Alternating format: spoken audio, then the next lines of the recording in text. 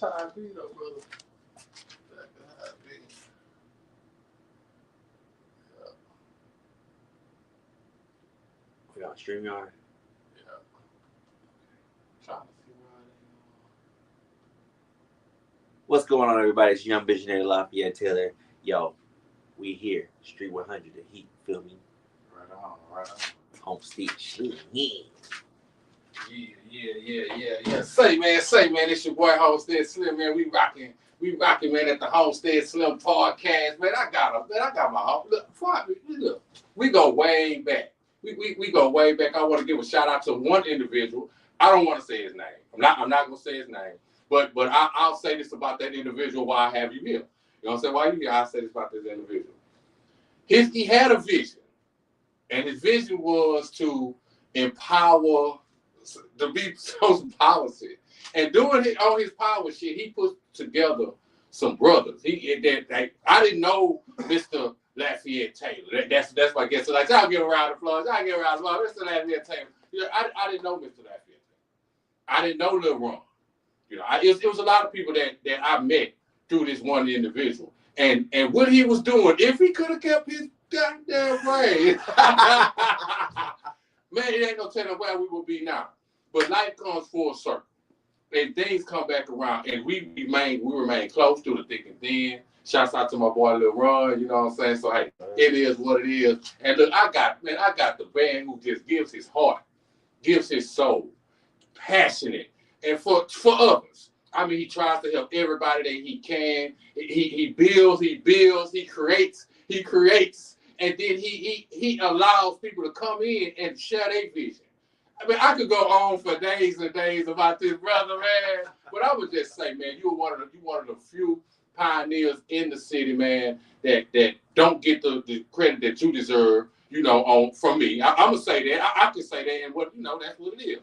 But I'm gonna say, hey, man, keep doing what you're doing. And we about to get into this crazy interview. So tell them who you is, man. Tell them who I got in the building with me, man. What's going on, everybody? It's Young Visionary R&B singer Lafayette Taylor is in the building. How y'all doing, man? Now, see, he being very, very, very, let's just say, humble. Because he do a lot more than that. he do a lot more than that. But we'll stick right there in the beginning. So tell my audience a little bit about where you're from. Well, my name is Lafayette Taylor, all the way from Fairbanks, Alaska. Born and raised, 15 years of my life. Moved to California in 2001. September 7, 2001, 4 days before September 11th. And from there, my high school career and some college career, it was, of course, in LA, in California. And then I started traveling in 2005 with my older cousin, putting together a singing group. And we ended up in Houston for some business. And now I'm here. You know what I mean? It's like, and with that being said, the music, man, I know you have a passion for music, but let's just rewind. When did you discover it? Was it like on a Saturday morning? You know, your mama or your dad, get up. She got the bed, she got that music playing, or was you riding with your uncle? It was one time where you discovered, I like that, and I might can do that. Do you remember that time that you discovered? You know what's funny? I don't remember that exact time. But I can tell you this, my parents were party animals, so at nighttime they had the music blasting. You know, they're playing dominoes with their friends. And to think about it right now, like, damn, they was my age at that time. Like, having fun. I can feel it now. Like, okay, I feel it. They weren't that damn old. so, you know, when they were playing Keith Sweat at nighttime all the time, it was like, I fell in love with that song. So the Keith Sweat, first of all. So that's my idol, by the way. So, you know, so after that, I just fell in love with music. Then all the drummers, all the males in the family were drummers. And so I was a musician as well, a drummer, and then my mom was a singer and dancer. So wow, just a combination of a good gumbo. With that being said, you actually took my next question. Who were some of your early influences? And you said Keith Sweat. What was it about Keith Sweat that caught your eye at an early age? The storytelling and the whining. You know what I mean? It's that. You know, modern day, back then, it was sex symbol back then. He's still getting going for the women right now. You know what I mean? It's that smoothness. I love that smoothness about him. Right. You know what I mean? he didn't, and he still got that thug, you know what I mean? No one's gonna mess with Keith Sweat like that. Right. And he'll check anybody that comes in his way. Yeah. You know what I mean? Him. And then another influence, of course, is Michael Jackson. Okay. From the dance moves, learning the dance moves and the intricate moves of that was great. And then last but not least, MC Hammer. Oh, I did not know you was finna go there. Why him? The enthusiasm, the work ethic. Oh man, the dancing was crazy. The stage presence was freaking amazing. It was. And he put together a team. He tried to put people on. He did. He put people on. He did. To a fault, but still, he did what he needed to do for the community, for his people. Okay. And that I'm inspired by. Okay. I never even. This is my first time saying that ever in an interview. Actually. Wow. I just thought about that right now. Like really, MC Hammer, that's the guy. Okay. With that being said, I'm gonna speak on Hammer, and then I'll kind of go somewhere else with MC Hammer. Okay. What I gained from MC Hammer was total confidence. Hammer get on that bike, or get on that stage. His mindset was like, anything up here, I'm murdered, and I know I'm good. I'm cold with this, and I'm fine. I got that from Hammer. Just, hey, I'm the shit. Now, with that being said, one of your idols, do you see some of the similarities, like when Hammer would have a big entourage, when he would try to help people, and in the end, they kind of let Hammer down. Have you experienced that, or kind of went through that as well? Yes, I'm going through it. I've been through it, going through it. Like so, having that big entourage, is I never had a big entourage. You would think I had one, right? Because you see the people around me. Okay. But my circle was very small. But now it's down to a dot. It's done changed. Right. I know what you're trying to get at the beginning. Connect, create, build. Right. I heard you. Right. But that's still my motto. Connect, create, build. It's just with the right individuals. My discernment has to get a little better. Okay. Vetting certain people, and right. Even though my team don't understand. Where I come from sometimes when it comes to evaluating people, I may know they some messed up people, or but they just need a chance. Right. They may need some guidance in certain things, but I know when someone's really trying to utilize me the whole way through. Right. But once my team said, like, man, you got to utilize them, what they're good for at the moment, and just move on. Right. Can't put them full into the mix. Right. I totally agree with that. But with that being said, Lafayette, how do you, in other words, do what you do? You have your hands in so many different aspects of just life, period. Business, different relationship with people.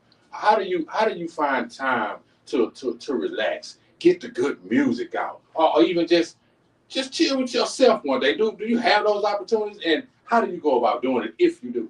I make my time. Okay. You know what I mean? I've been mentoring my uncle. He told me there's 24 hours in a day. Okay. You got to partition your day off. You got 8 hours for 6 to 8 hours for sleep. You got 6 to 8 hours of work. You got 6 to 8 hours of you time. You got to choose what you do, but you do have to prioritize and actually put some type of schedule together. Especially being an independent contractor or just someone that doesn't have an actual 9 to 5. You have to have a schedule, or your days is gonna go right past you every day. And, that's certain things that I have to battle with sometimes. And now, using the tools that I have to help me be on point, that definitely does help. So, right. With that being said, let's go back. Let's rewind a little bit about this music. When I've seen you perform, I've seen you. I gotta get this. I've seen you perform, and let me let you describe your stage performance. We'll do it like that. My stage performance is interactive. My stage performance is rehearsed, one. My stage performance, it definitely has energy, a lot of energy. My whole thing when it comes to performing for others is it don't matter if it's one or two people in the audience, you got to give it your all. And you have to really look into their eyes. Even though you sing to everybody, but you look into their eyes, stare them down like, oh man, he's singing to me. You know what I mean? And then for people that's not paying attention, you know, you will see me hop in their face somehow. I will find some slick way to hop in their face on some part of the song. And and that's the improvisation when I improvise on certain things. If I feel like, okay, I see a couple people not paying attention, I need their attention. And I might hop on stage. A lot of people think, I'm like my song "Fuck That Shit Up." I said I'm so fucked up, and I fall, and everyone thinks I'm really falling because I really put time into acting that out, into studying, and to looking in the mirror, like really practicing that fall, or I really practiced the moves, the points, and everything. Just like how Michael Jackson, Janet Jackson, everything that they did was choreographed. The points, everything, the breaths, all of that, But I'm electrifying on the stage. Right. I totally agree, and I was shocked the first time I actually saw you perform. When people hear your music, what do you want them to receive from that? What do you want them to get when they hear Lafayette Taylor rap? I want them to get a story, whatever story that may be in that song. I want them to get it and understand it, and for them to, it's I make music for people. I love controlling. I ain't gonna say I love controlling people's emotions, basically. Okay. Like I do music. Okay. I love making people sad. I love making people cry. I love people making happy. I love them laughing. I love them dancing. I love, what I mean? Right. This things like that. Because in the day, your music controls the world. And to me, we get a lot of influence from music. And if we're pouring in out there talking about F this person, F that person, and all the garbage, that's what we don't get. Right. But if we bring kindness into the songs, or relationship advice to the songs, or what I've been through, because at the end of the day, it's mental health. Mental illness is a real thing in this world, and I'm big on mental health. Right. And the things that I go through, I put that in song so people can understand it. A song tells a story. A great song tells a story, and it's like a poem. Right. So I just put my poetry out to the world, basically. Right. Do you feel like you have a responsibility as far as giving the world your message? Yes, I feel like God put me on this earth to help others, and I am using my voice and my vessel, my platform to do so. Because at the end of the day, once again, I've seen the craziest things in the world, from Alaska all the way to here. And you know what's still with me the most is when I was 18 years old. My singing group and I, Too Emotional, Too. Okay. We was around. We was I had a manager at the time. We was in San Diego with the clown dancers. The clown dancers. I was around tie dyes, all the before their crump dancers. I was around all that Rise crew, all of them. I'm a dancer too, of course. So we went to San Diego, and our group didn't perform that day, but the manager was like, okay, Too Emotion, bring your asses on stage. I want to introduce y'all to them. And so she's like, yo, we have a dance contest. So what we're going to do is I'm going to point over all the dancers in the group, and y'all girls raise your hand, and the guys will pick you up there. So they went through the line. When it got to me, girls raised their hand, but this one girl hopped on stage. I was like, I didn't get a chance to pick. You don't allow this to happen, for real? And she's like, I mean, she was fine too, though. I was like, I ain't tripping, but I still wanted to pick. Everyone else got to pick, like, oh, really, really mind them all looking asses. But I think it's like, this girl just hopped on stage, like, nope, you're mine. Like, okay. I was one with the long hair, don't care, back in the day. Right. So we started dancing. She's like, you know how to freak dance? Like, yeah, you know how to freak dance. And she back in California, they put their hands in their pocket and started, do their thing, whatever, right? Okay. So we don't get it all and everything. Yeah. And then I seen then the party started, basically. The rest of the night, the end of the night started. That was the end of the time, and we were still dancing. And then our manager was with this precious lady, precious young girl. Okay. You get what I'm talking about? I do. And I was like, and she was trying to find someone to dance with her. She was going up to all the dancers. Hey, want to dance with her? Like, no. And I seen that. I'm dancing, having a good time. Like, excuse me. I walked over there, like, I'll dance with her. And so she's like, okay. And so we danced for 15 seconds. Like, it was like 15 seconds. She just stops. And just her. I was like, what did I do? What I did something wrong? You good? You straight? No, no one's ever been this nice to me before. I'm like, oh man. Right. So from right then on, I know for a fact, like I said, everyone deserves love. Right. Everyone deserves love, man. It don't matter what you look like. I don't judge anybody. I don't care what race you are, what gender you are, what gender you think you are, or want to be or perceive to be, whatever. I don't care. You always talk to me. I'm that person because mental health is a big thing. So that's why I put music into this world.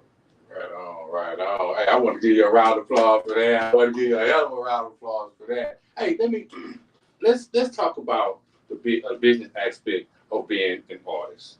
And I know you've dealt with a plethora of artists from all over the country. What is one thing that you think most artists are lacking, or independent artists are lacking today? Mindset.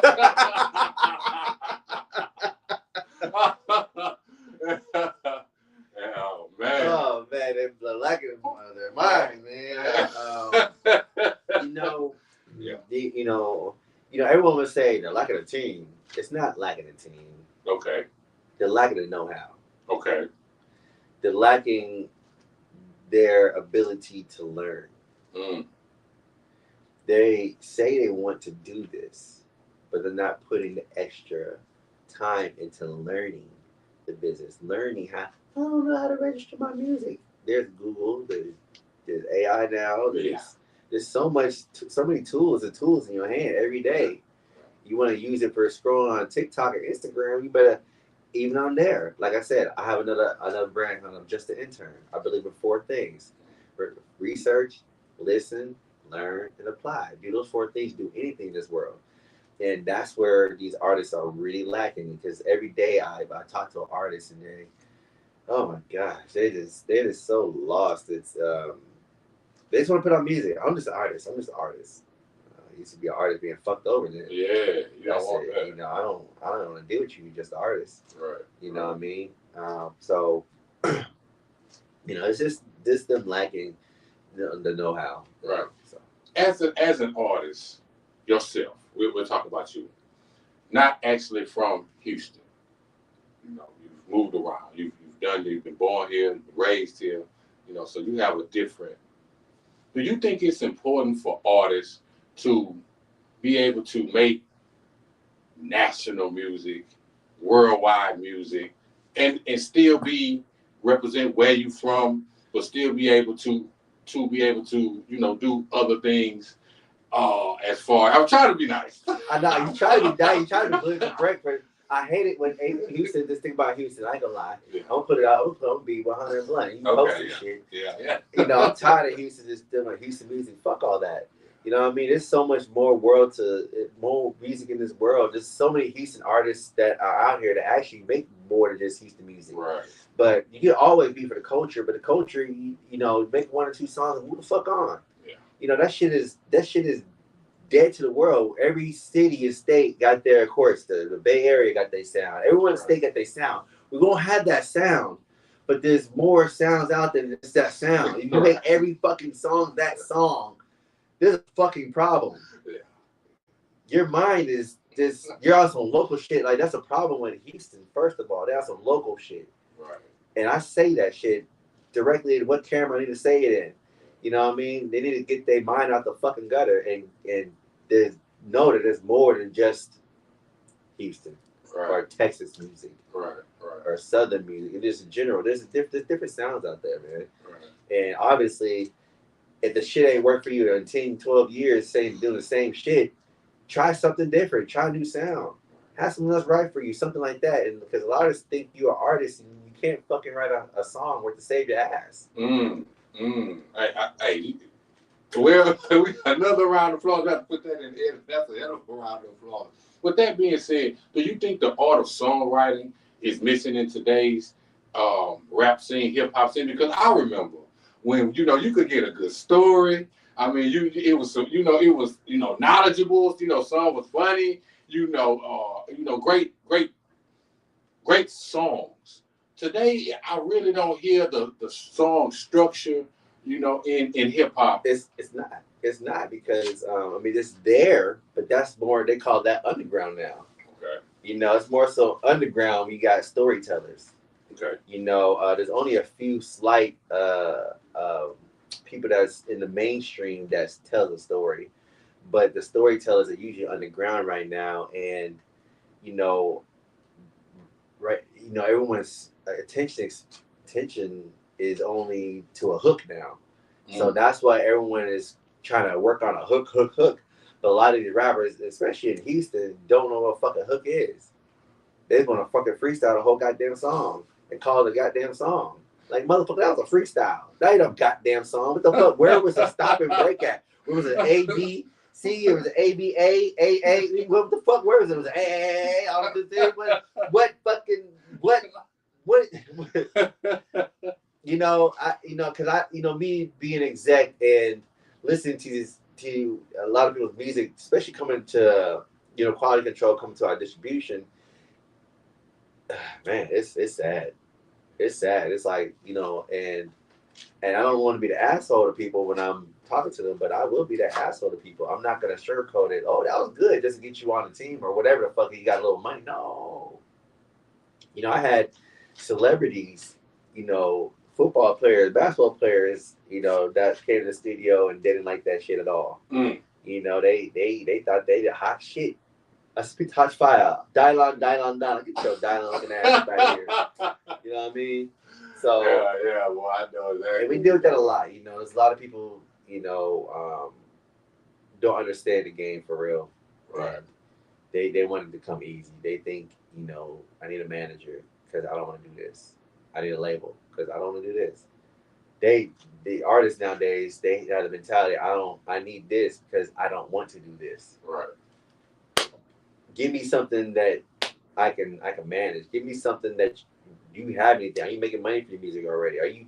Do you know any fucking thing? Do you know how to register your name? Do you know how to register a fucking song? Right. Do you know what a PRO is? Man.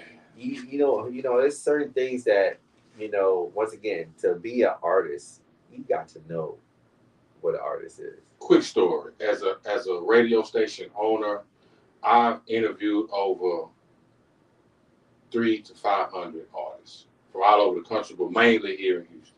And that's the problem that I have with the Houston artists. And my slogan is, whenever you come through my door, you're going to leave out of my door a smarter artist than what you did. Sometimes you can basically give them the game. Give it to them. And they don't accept it. It's only a few radio stations in the city, online radio stations in the city, that pay royalties. I would think every artist in the world be knocking on my door. To learn how to learn how to register from radio, just not online radio rate 97.9, whatever radio station they be able to register your music. I'm gonna show you that, and actually get royalties from your music, which will help you step up your production. Because when I'm playing this music, that's not mix and master. That's not what that is. Just because homeboy made the beat, don't mean he mix it. That's not how it goes. So with that being said, Houston artists, I had a lot of them come through my door with $20,000 worth of jewelry on, $30,000 of jewelry. And then once I'd be like, well, hey, I'm going to give you a package to say maybe $400, $500, and you're going to make it back. Guaranteed you're going to make it back. Guaranteed. Oh, Slim, man, let me give you the $275. Like, that's the issue that I have with artists in Houston. Yeah, me too. I mean, us too, being the top 3 recording studio of motherfucking Houston, one sound by, baby. Yeah. Boy, let me tell you. That's what's up. Let me ask you this, Lafayette. Let me ask you this.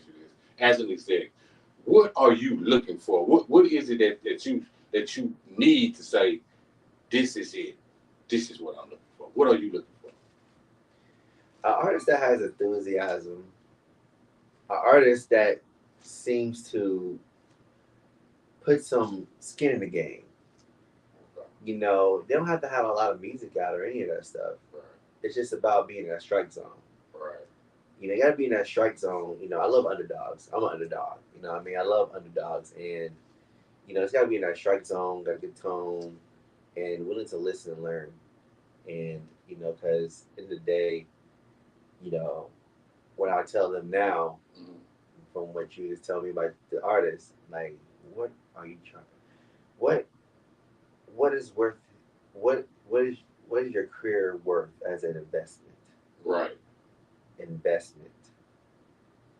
Investment. Believe Yeah, I what he understand. said. This is an investment. Investment. It's not you pay me $300 and $400 for a video shoot or for a podcast interview for me my song here. It's an investing your career, investing for to get a return back. You know what I mean? That's the point of all of this. Let me say this, nephew. Let me get this out of my chest too. We're gonna go to another. We're gonna go to another subject. We're gonna get this out of my chest too. Say, man, even if you do give me this amount or whatever it is, don't expect to blow you up, bro. With that, this is a consistent thing, man. If you get a weekly worth of rotation, man, don't expect, bro, you to be getting the gold or platinum album, bro. You know, I have to say that. So. I have to say that. Yeah, they be, you know, like I said, because they want so much. Like you said, once again, they coming up to you, the radio station. Your shit is not even fucking registered. How the fuck you don't get paid? Right. I put you on the radio. Right. But this shit ain't gonna count. Right.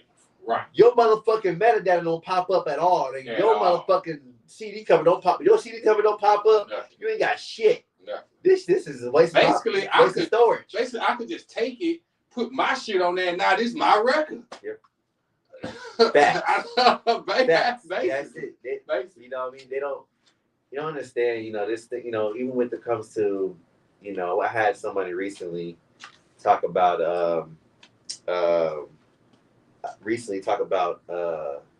that these artists are trying to pay, and you know they're not gonna pay $150 for Vibe Check Thursday, and I'm like, come on now, this is $150 for you 24 to 40 hours before Vibe Check Thursday. You're going to get a beat from a Grammy nominated producer, Billboard charting producer, with a synopsis for a film or a TV show, or just to go into our sync catalog, right? Right. The day of Vibe Check, you get a 5-minute interview, personal interview, just like how I'm doing, right? Boom, you on the camera, boom, same thing, right? Right. At 6 o'clock, you go live in the studio with the producer, engineer, and they're gonna talk about, give you game about what is sync licensing, what is that? So now you're going on there for that hour recording, you know, because you already made a hook and a verse. Now, you know, they go and see who picks the best hook, whatever, blah, blah. Now you're doing that. Doors open at 7:30. There's an audience. You know, there's a spotlight artist that go on beforehand, and you come on, do a 10-minute set, and it's filming live, and it's filmed, and you get another 2-minute interview on stage in front of everybody. And you can't pay $150, but you're paying $150, $125 for a 5-minute set somewhere else performing in front of other fucking artists. Yeah. You know, when someone told me that, yeah, you know, I was like, nah, it's you gotta get the right artist. That's it. There's people out there that's willing to invest in themselves. I agree. And there's a lot of people that won't, you know, but you gotta shift through the things. Like I said, I'm changing my algorithm right now. Right. I'm checking out algorithm as One Son by Recording Studios and One Son by Entertainment, Lafayette Taylor. I don't want to see the same old people anymore. Sorry to say. Only the Homestead Slim and everybody else gonna be in my algorithm. That's what's up. You know what I mean? So it's like, I'm just tired of seeing the same because, like, once again, I reached out to every prominent person in fucking Houston. In Houston, try to work with everybody in Houston. Everybody, come on. They didn't even have those spots, or some of them had a little spot. Yo, come work with me. Come over there. One Son by Connections. Come over here. Let's work this together. Let's build this up together. One day we own something later on. Right. Nah, they want to get their own shit. I don't want to drive this. I want to do that. Man, everybody there's a lot of fucking jockers in Houston. Yeah. And I don't. That's one thing I don't like. You know, a lot of them are full of shit. And I'm just keeping 100. They full of shit. And facade. I mean, I talk to all the owners, a lot of people in Houston. Okay. And yeah, I know what everyone goes through behind the scenes. Mm-hmm. So what I see in front of the scenes, I'm like, and sadly to say, 100%, a lot of 90% of the people in Houston are for money grab. I agree. They're not here to really teach you anything. I agree.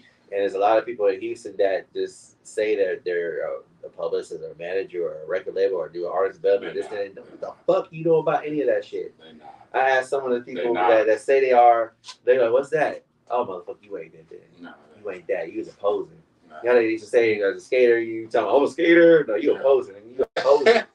Straight posing. And you made a great point, and you were saying how these artists, they go to these showcases.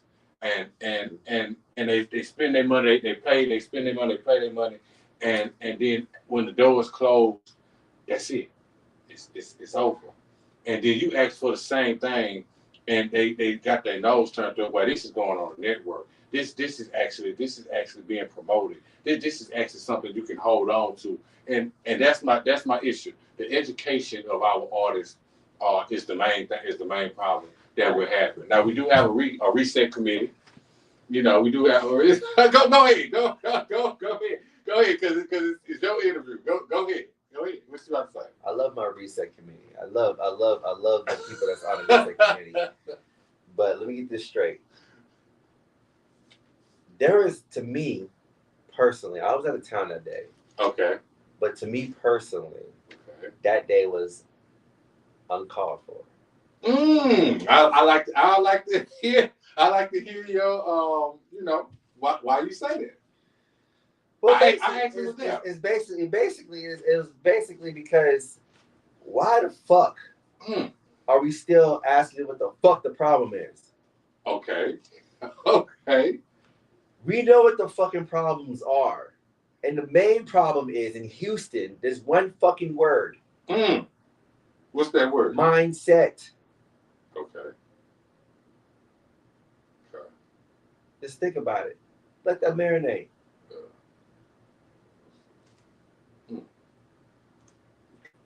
Because if you want to have a reset committee, there's a reset. But I just want to come in here and give you 10 questions. You come in here and people ask some dumbass questions that of course will be Googled and all this other stuff. And you got people maybe some people on the committee, they don't do what they're supposed to be doing. Okay. They don't, their titles, they just got a fucking title. They don't do what they no. Okay. But everybody on the reset committee were OGs. I mean, everybody, they got it, and they should know what the problem is already. Why are you asking? We should have just came with solutions. Okay. Once down by, we've been having solutions. Homestead, I've been having solutions, right? You've been having solutions, right? Right. Like, they don't want to hear the solution. They want to keep talking about the problems. For what? Right. That's the reason why we're so far behind. I had a meeting with Ron Stewart. Talk about it. Let's talk about it. Personally, one-on-one. Wow. And then DJ Tone walked in. Okay. Tone. Yeah, he walked in afterwards. And this is at 11 p.m. at nighttime at a hotel lobby during BT weekend. Okay, BT. I did see you there. It was a personal meeting. Okay. And they was like, Houston's slow as fuck. Houston don't get it. Houston don't want to change. Houston's so far behind. The radio station, what the fuck are they doing? Who gives a fuck about their algorithm? Who gives a fuck about a song that's been 2-3 years old? Fuck that song. We got some new artists we try to put on. Okay. That's why they don't do no goddamn. They're a part of putting new artists out and shit like that. Right. Blasting these new artists out. They can't do that shit in Houston. And they're coming out here, I think next month. Hopefully, I get a chance to speak with them again during that time. Because I'll reach out to them. And there needs to be some changes. Right. You can't keep playing all the old shit, all this, favoritism shit. This favoritism shit ain't worth it about nothing. All these people, all these motherfuckers in the that want to be that used to be rappers, not rappers anymore, but they hold the key to certain things in the industry in Houston. Right. Okay. Okay. And they just want to throw their money around. Like nobody like fuck throwing fuck $5,000 and $10,000 winning showcase or fucking showcase too. Like give that money to individuals that can help that artist. Right. Say we have $5,000 that you win. This $5,000 will go to $500 is going to your vocal coach. $300 is going to go to this person. Okay. $1,000 will go to this media run. Blah blah blah. Go to this radio station. Blah blah blah. Go to this. But nah, you give the $5,000 cash to the motherfucking artist for what? What they gonna do? A goddamn money spread in their arm? Yeah. Yeah. I'm calling. Yeah. Like, oh ass shit. I'm tired of dumb shit. You know. Yeah. You know. Do you believe that a lot of artists in the city are missing the artist development part of it? Yes, they are. Justice is the world in general. The world in general. Yeah, but right. Houston for sure. Right. Houston, you know, like I said, once again, it's those silent artists that nobody knows about that's getting all the play out here. Man. That are great musicians and artists. Man. They don't promote themselves. They promote in Houston, but they don't promote themselves in Houston like that. There's no need. Is there a point sometimes, you know, especially, you know, let's say the little people that are around, a circle of people that are around, whatever, right? Okay. Is there a point for me to keep performing in front of all the motherfuckers?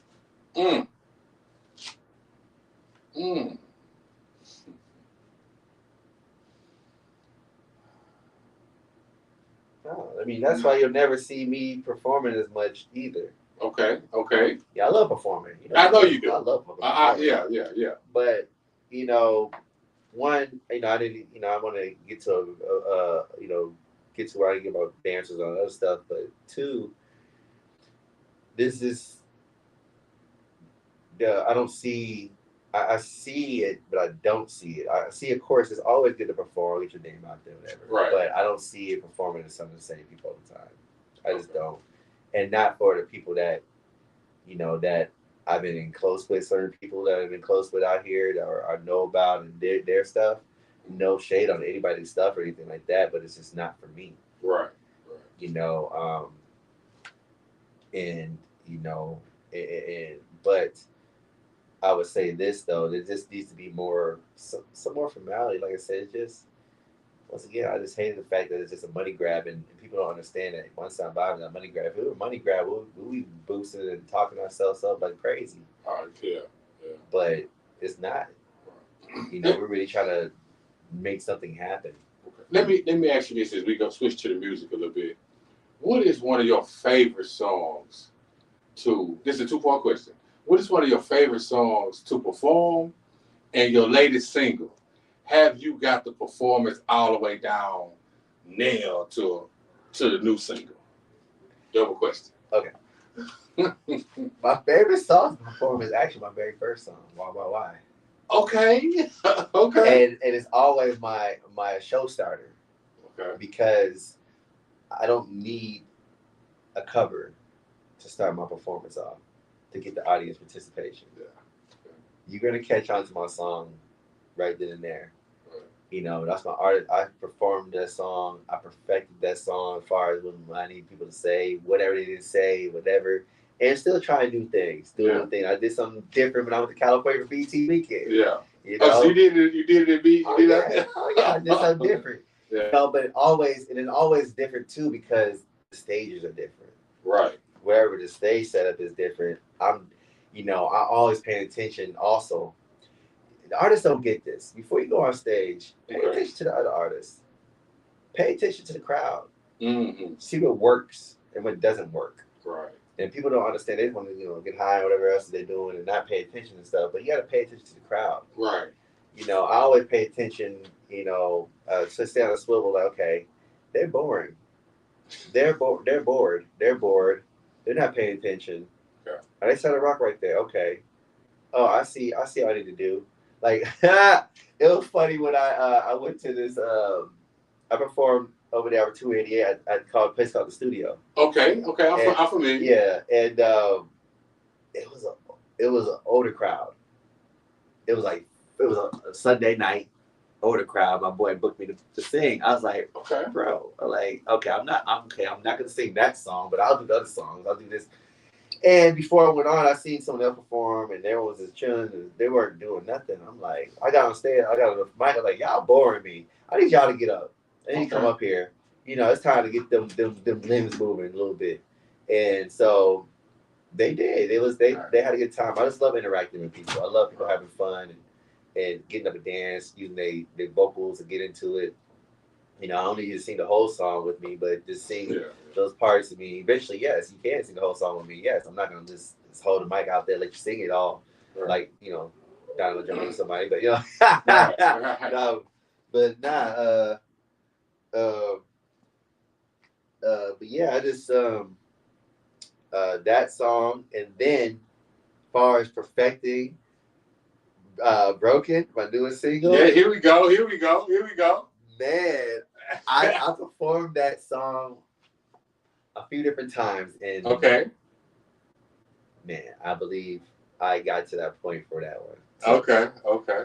Because like I said, I visualize. I'm a visionary, so I visualize my performance before I do it. Okay. I visualize my performance in the shower, and I practice it in the shower. I practice it in the mirror. I practice it at the studio. I practice it before I get on stage. Right. I get one with myself. You know what I mean?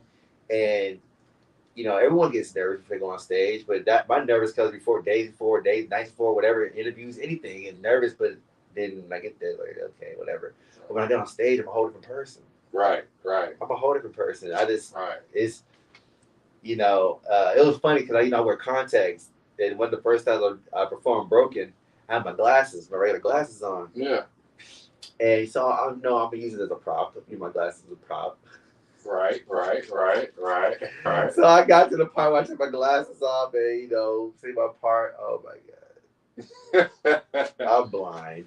Oh. I'm blind in the bed, and I almost fell off stage. I'm walking, I can feel the stage. I feel my feet. Okay, that's the edge of the stage. Oh man. Okay, I love performing. Right. With that being said, I listened to the song Broken. Mm-hmm. I listened to the words Broken. I did, and I heard the interaction between the female and the singer. Do you channel that emotion? Because you wrote it. Do you channel that before you go on stage? Because I listen to the words. Hey, y'all make sure y'all stream and listen to the new single from Lafayette Taylor, Broken. And then y'all gonna understand his answer. What do I channel that energy from me writing a song? So when I don't pin things down anymore, by the way. Okay. I freestyle songs. Okay. And whatever comes to my heart comes to my heart. Like that song, for instance, Rest in Peace, Major League, Poetry Over Beats. He was doing a poetry challenge to that beat. Okay. Online, and so I took the beat. I was surprised. Give me this. I surprised him. Like, I'm gonna do it too. I'm gonna do an R&B version. Okay. And I went to the studio at the time. It was during COVID. All that stuff was during COVID. And my ex-fiance, she was with me at the time when she just met me. Right. So she was in the studio with me, writing the song with me. She wrote a couple bars. Two lines, not 2 lines, like 2 words. And I got the whole video that's recorded. It was crazy. Yeah. Oh my goodness. Yeah. And over here writing about another woman. Now I'm trying to get over and shit. You know what I mean? But she was there that whole time, and that's what that caught me with her. But besides that, I do channel that into I know how to channel that into the song. Right. Because that emotion has to portray, like, I have to get that in. That's why I do take my glasses off or whatever to help me with squinting and stuff. I can't see shit anyway. So, like, I'm helping with the emotion a little bit too. Right. Because I don't because you can tell when someone's just singing the words. Or didn't write it. Right. Or you have to, we're in the studio, because the studio singers, there's no studio singers, live singers. But to convey that emotion when you're singing, that's practice. Right. Hey man, that's crazy. That's crazy. I ain't gonna hold you all night, but I do have a few more. I still have a few more questions. I said, okay, that's what's up. I got all night. That's what's up. I want to ask you about the remaining independent. Let's just say, um, Rock Nation came to you with an offer. Maybe not the offer you wanted, but an offer. Um, would you want a deal, or would you want to be independent? You looking for a partnership? Like what's your direction? What's your vision? How you kind of see as far as being an artist? Well, we're just doing partnerships. Right. We're doing, like I said, they're gonna sign my label. Sign the label. I'm signed to my label. Right. So we have to sign my label, a partnership, Rock Nation, because we got a partnership with 300 ENT already, Sparta. Okay. We have a partnership with Virgin Music Group. Okay. And we have a partnership with Video. Right. So we got some partnerships already, but like I said, I wouldn't just, I have to, give me that portal. Yeah, there you go. There you go. Are you more of a hands-on CEO, or are you more kind of a get out the way? What's your perception when they see Lafayette? What do people what do they presume? And then when they talk to you or be around you, be like, bro, I didn't know. Like, do you get that a lot? I do. Do you get that? I get that a lot. Like, I didn't know you did this, do that. But like, okay, but so the thing is, I am a hands-on CEO, right? And I'm hands-off too. Okay. I do trust my team. Okay. And the biggest thing is, how to turn it off and on. Right. And no one, when I first opened up One Sound Vibe, everyone knew I was an artist too. Okay. But then I had to dive away a little bit to get into the business aspect of things some more, and people forgot. Yeah. Till I came out with a song again, it was like, what the fuck? I didn't even know. Like, I've been around you this whole time. Yeah. Everybody from One Sound Vibe Connections that came over there. That was me. I all those know. Artists over there. That was me. And it's a little stunning. Like, even V.O. June, shout out to V.O. June. She was like, I didn't know you was an artist. God, that shit hard. You know what I mean? Like, people see me post like, what the fuck? It's not, artistry and entertainment was my first love. Business, it's got to know the business of music. Right. To sustain. But I wanted to have some outlets for us to have in order to put our music out. So that's why I stopped, as far as to the world, putting out music, but I'm still writing for the group H-Town or Shy and stuff like that. So, what would be an advice you were giving to an up and coming artist between the ages of 16 and 22? What would be the most important advice you think you could give him or her?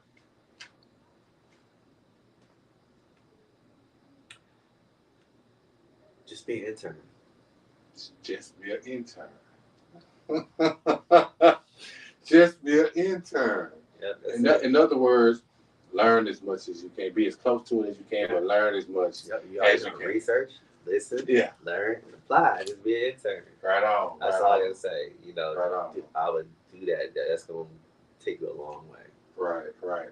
With the new streaming world, the way it's set up, the way the business is set up, do you feel as a CEO of a label that you have to master all of the ways to get the money? Like, what is your direct path as far as generating the money and staying at that top level? Because it changes overnight. Now we have AI. They making albums with AI.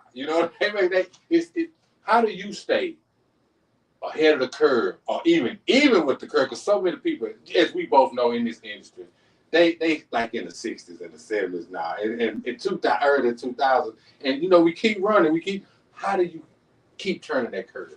I'm just an intern.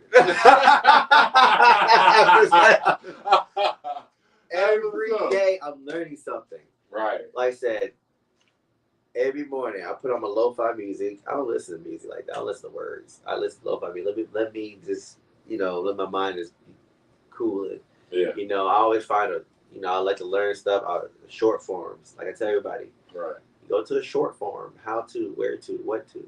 That's TikTok, Instagram, your Facebook Reels. Right. You know, go down that path, and then you look at their videos, and more than likely, if they have short form videos, more likely they have a long form video, which will be on where? YouTube. Now I go to YouTube. Now I'm learning that new stuff on YouTube, and I'm looking at if they have their podcast or they're on somebody else's podcast, they give out free game. I look at all the different podcasts, and you start seeing things match up. Right. Okay, they say the same thing. Okay, or these other people, they're all saying the same thing. Okay, this must be. You do your research, thorough research. Right. You know, that's the thing about that. You go fishing, I call it. Go fishing. Before we get out of here, I got my last question to ask you, man. And this one is on some music, and so I'm gonna set it up. I'm gonna set the question up. The record label come to you and say, Lafayette, I love what you're doing. I need a single for you. It's a two-part question. I need a single from you, man. If the single flop, we're gonna have to put you on the shelf for the next 18 months. You know we got a partnership, but you know the new dude, we're gonna put the money behind him. If the single flop, we might have to shelf between 12 to 18 months. But if the single pop, we'll put you the headline, the tour. Well, you know that's how it works. You know, the tour for the artist. You know what I'm saying? So boom. So two-part question is. Oh, and before you leave the office, they say, now, Lafayette, we're going to offer you a feature for this record. Dead or alive, you get to pick an artist. That's one. Dead or alive, what artist would you pick for this song? And the second part of the question is, you pull up to the studio. In Studio A, you got Timberland. In Studio B, you got Prince. In Studio C, you got Dr. Dre. And in Studio D, let's just say, Pharrell. Let's say Pharrell. The Neptune. Let's just say the Neptune. Okay. So, who, dead or alive, is going to be the feature? And who would you get the track from to secure that you opened up for the label's top artists?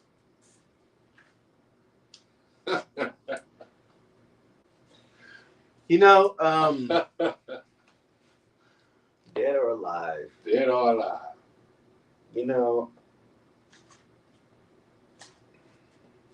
I like when I get through kind of questions. They have to go in deep out. That's how I know it's a good question. You know, it's like, you know, because it's some, you know, there's some people want to do something with, of course. Okay. But let me put it this way. Go ahead. You know, I was thinking about somebody else in my mind, but then I thought about it again. It's kind of a no-brainer. And I'm going to get that damn feature, too. Okay, no-brainer. And you're going to get the feature. Okay, I got it here. Mr. Keith Sweat. Holla at me. Okay. Holla at me. There you go. Holla at me. You'll get that smooth record together for sure. There you go. Now, who's going to produce the track? Who's going to produce the track? You and Keith Sweat. I mean, man, I'm putting this in my head. You and Keith Sweat on the track. This. We brothers right and there. Then, who gonna make this track? Let me put this in my head. You said Timberland, Dr. Dre, Pharrell, and who's the other person? Timberland, Prince. Oh.